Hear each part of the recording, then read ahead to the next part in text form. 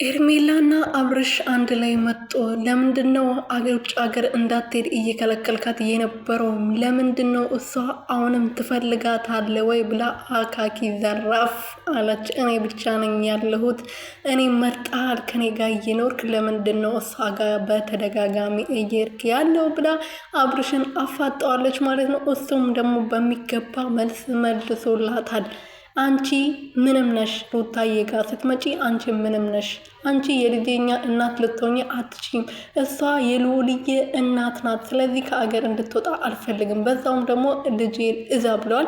ማን አባቷ ስለሆነች ነው እሷ እንደዚህ ማለት መብት አላት? ሰላም ሰላም ቤተሰብ እንዴት ናችሁልኝ? እኔ ያለው ፈጣሪ የተመሰገነው። በያላችሁበት ሰላማችሁ ብዝት ትርፍርፍ ይበልልኝ። ለዚህ ቤት አዲስ የሆናችሁ ሰብስክራይብ፣ ሼር፣ ላይክ እያደረጋችሁ ቤተሰብ ሆኑ።